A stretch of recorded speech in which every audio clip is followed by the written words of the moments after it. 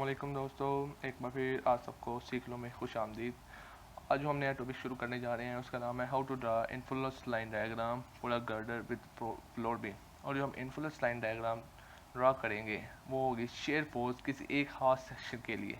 तो ये एक हमने सेक्शन शो किया गया है, बनाया गया है girder with the floor beam. ये जो नीचे आपको ये बड़ा सेक्शन नज़र आ रहा है इसे हम कहते हैं गर्डर, जिसके ऊपर होते हैं स्ट्रिंजर्स और पिन, मतलब कि दीज आर द स्ट्रिंजर और पिन, और हम इसे अक्सर कहते हैं पिन पॉइंट्स। तो A is the pin point, B is also, C D and E are the pin points and these A B C C D and E are the showing beam which are standing on the stringers on the pin. So let's suppose हमने find करना है section C और D में shear force find करनी है with the help of influence line diagram. तो इसके आपने इन्फ्लुएंस लाइन डायग्राम ड्रा करने के लिए आपने 3 बेसिक पॉइंट को मद्देनज़र रखना है, और वो ये है कि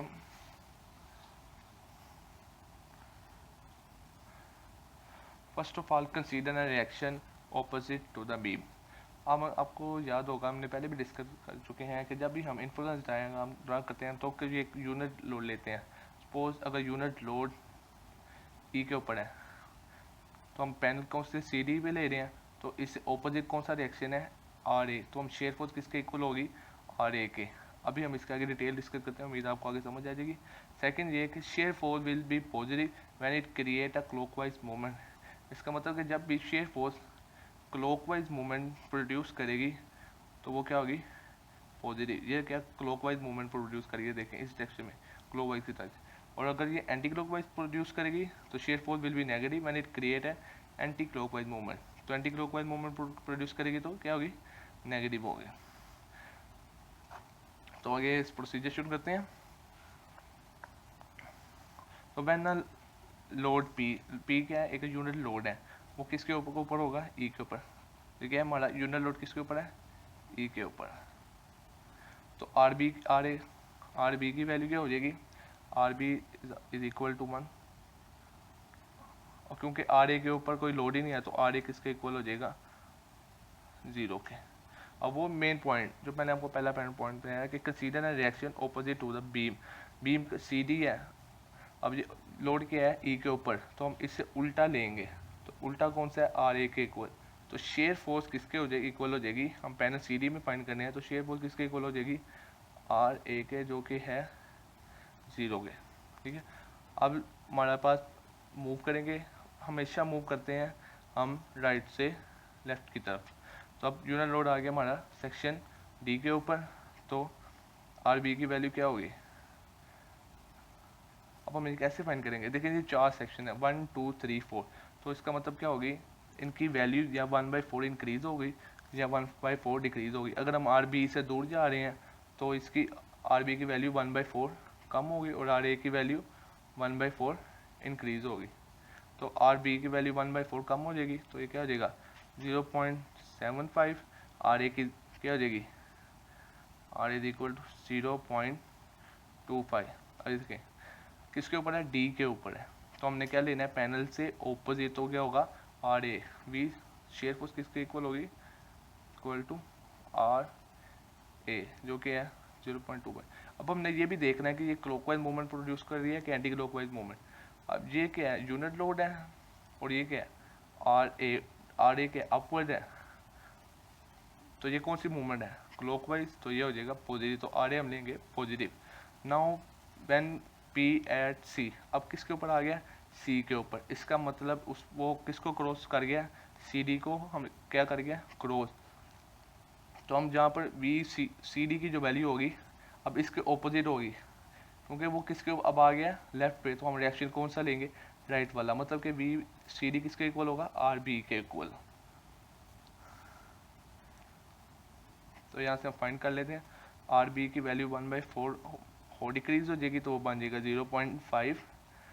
सिमिलरली आर ए की वैल्यू आ जाएगी 0.25, वो और इंक्रीज कर जाएगा तो आ जाएगा 0.5। R C D R B के इक्वल है, ओके है 0.5। अब हमने देखना है ये क्लॉकवाइज है कि एंटी क्लॉकवाइज है। अब ये देखें, ये क्या है पी, जो कि किसके ऊपर ऐड कर रहा है, सी के ऊपर, और हमने दूसरा कंसीडर कौन सा किया, आर बी, ये क्या है आर बी। तब ये कौन सी मूवमेंट क्रिएट कर रहा है, negative anti clockwise, this movement is anti clockwise, तो हम क्या हो जाएगा, R B will be consider as negative. Similarly when P at B, P क्यों होगा तो आर बी 1/4 हो डिक्रीज हो जाएगा, ये हो जाएगा 0.25, आर ए क्या हो जाएगा 0.75। तो बी सी डी, क्योंकि हम इसके ऑपोजिट कंसीडर कर रहे हैं, पैनल यूनिट लोड किसके कहाँ पर है, पैनल के लेफ्ट पे है, तो रिएक्शन हम कौन सा कंसीडर करेंगे, राइट वाला आर बी कंसीडर करेंगे। तो फिर ये देखेंगे क्लॉकवाइज है एंटी क्लॉकवाइज, फिर वही पी डाउनवर्ड है आर बी अपवर्ड है, तो ये फिर एंटी क्लॉकवाइज है, तो माइनस आर बी होगा। तो आर बी की वैल्यूज़ क्या है 0.25। इसी तरह जब यूनिट लोड कहाँ पे होगा, एट ए के ऊपर, आर बी की वैल्यू हो जाएगी 0 और आर इक्वल 1। इसी तरह बी सी डी किसके इक्वल आएगा, आर बी के, जो कि है 0, अगर नेगेटिव पॉजिटिव इसका कोई फ़र्क नहीं पड़ता। अब हमारे पास सारे पॉइंट आ गए, हर पॉइंट के ऊपर हमारी शेयर फोर्स की वैल्यू आ गई है। अब हम इसको ड्रा करेंगे।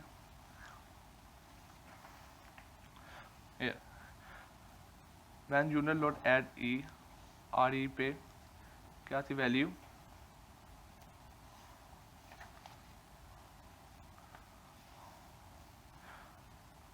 जब लोड ई पर था तो वी सी डी किसके इक्वल आर ए, उसकी वैल्यू क्या थी, ये 0।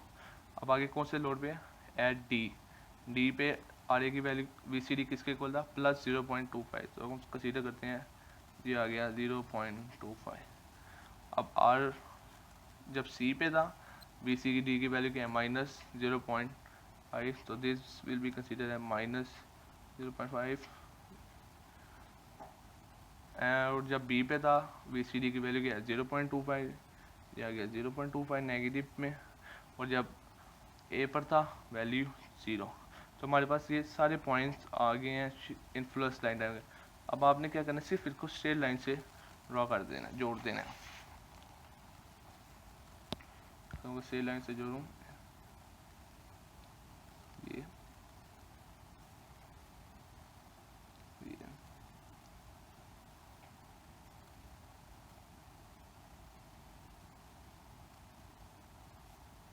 तो ये हमारे पास आ गई influence line diagram for V C D portion. C D के लिए ये पॉजिटिव पोर्शन है और ये नेगेटिव पोर्शन। अगर मैं इसकी स्लोप फाइंड करना चाहूँ तो स्लोप क्या होगी, हाइट क्या है 0.25 और बेस क्या है 10, तो स्लोप क्या होती है परपेंडिकुलर और बेस, तो आ जाएगा 25/1000। अगर मैं इसकी स्लोप फाइंड करना चाहूँ 0.5 डिवाइडेड बाई 10 कितना आ जाएगा 5/100। उम्मीद है आप सबको समझ लगी होगी, और अगर आपको किसी चीज़ पे भी मसला हो तो आप हमें कमेंट सेक्शन में ज़रूर पूछ सकते हैं। और बाकी जो बच्चे दूसरे सेक्शन डी ई हो गया, बी सी हो गया, ए बी, सिमिलरली यही प्रोसीजर जाएगा। आपने ऑपोजिट रिएक्शन लेना है और देखना है शेयर फोर्स पॉजिटिव है कि नेगेटिव, और उसकी वैल्यूज़ को मार्क करते जाना है इन्फ्लुएंस लाइन डायग्राम की शीट्स पर, और लास्ट पे उन दोनों सबको स्ट्रेट लाइन से जो कर देना है। इंशाल्लाह हम नेक्स्ट वीडियो में क्वेश्चन ए बी का डिस्कस करेंगे। तब तक के लिए हमें दीजिए इजाज़त। अल्लाह हाफिज़।